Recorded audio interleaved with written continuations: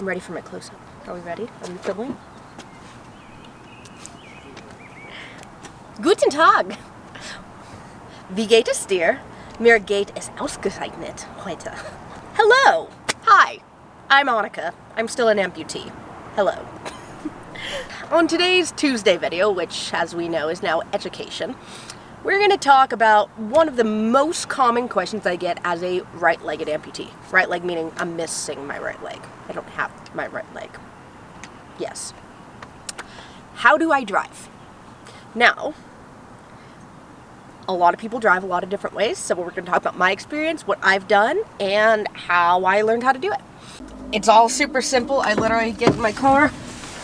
I normally will take off my leg after I've sat down, put it in the passenger seat or put it in the back,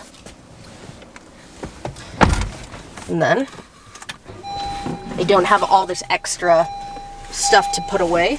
Just kind of hovers there, and then I can just drive the car. We are in motion. And then I'm driving just like everybody else. Thanks for that. But yeah, you get used to it. Using your left leg feels really weird at first. I do remember feeling really weird in practicing in this abandoned hospital parking lot. But now it's just what I know. And I know a lot of amputees. I know a lot of right-legged amputees who drive like this. I do know a lot of right-legged amputees who drive with their prosthetic. There's no right or wrong. It's whatever you feel the most comfortable with. And yeah, you don't lose your independence of driving just because you become an amputee, which is really nice to know. I learned how to drive as a two-legged person at 16 years old, which means I used my right leg. Then I lost my leg at 22, so I had to relearn how to drive. When I first lost my leg, I was offered occupational therapy. And occupational therapy, it's more of the, getting back to the way things work. Physical therapy is like movement and stuff, but occupational therapy is kind of everything else. So driving falls under that. And I was offered occupational therapy, and I was like, how the heck do I drive? I talked to other amputees, and other amputees said different things. I heard people saying they use hand controls. I heard people saying they drive with their prosthetic. I had people saying they drive with their leg crossed, and I've had people say that there is a left accelerator pedal. When I first lost my leg, I did have a left accelerator pedal.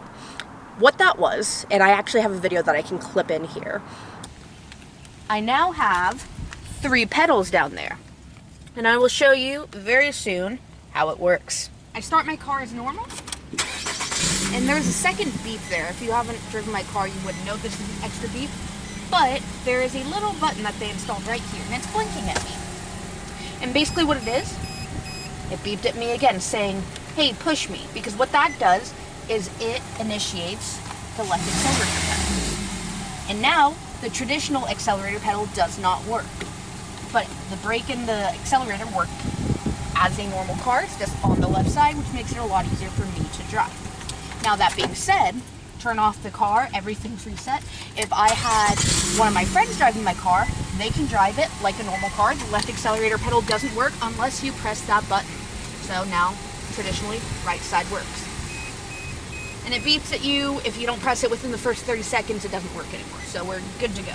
This was a really great option for me, until I realized that this isn't the standard for most cars, and anytime I would travel and get a rental car, it was really hard to rewire my brain to drive the normal way again. When I first did occupational therapy, we did try driving with my prosthetic leg. It's what I know, it's what I've done. However, without an articulating ankle, you actually have to pull up your foot all the way at the hip, which for some people is fine. I know people who drive stick with as an amputee. But for me, it put too much strain on my hip, which in turn put strain on my back, which made me a very unhappy Annika. But it also had very slow reaction times. When I was at the OT, we had these simulations where a car would stop all of a sudden in front of me, or somebody would jolt out in front of me, and my reaction from pedal to brake was too slow, and for me it wasn't safe to drive. So then we added the left accelerator pedal. So I realized that rental cars don't have left accelerator pedals, and it was just so much easier for me to learn how to drive a normal way by crossing my leg over. Since my occupational therapy was how to drive with the left accelerator pedal, I always did all my training and my classes with that. So to learn how to do it this way, I literally just practice in an open parking lot like this.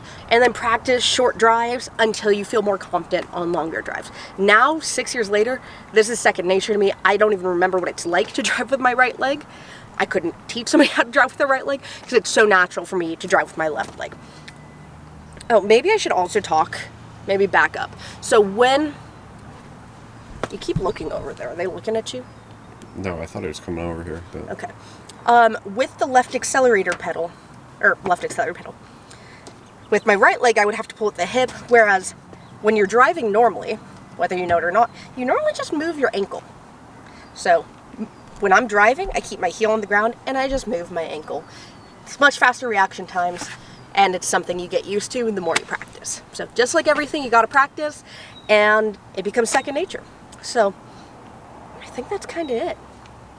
If you have any more questions about it, let me know, but honestly, driving is a lot more straightforward than you think. You don't need special classes to learn how to drive with your left leg. There is no law anywhere that I know of that says you can't drive with your left leg, and you don't have to put it on your driver's license that you're driving with adaptive equipment, because you're not. So, hope that helps. If you were interested, hope you learned something, and let me know in the comments what my next video should be. Thanks for watching. Appreciate you guys. Bye guys. So, that's it.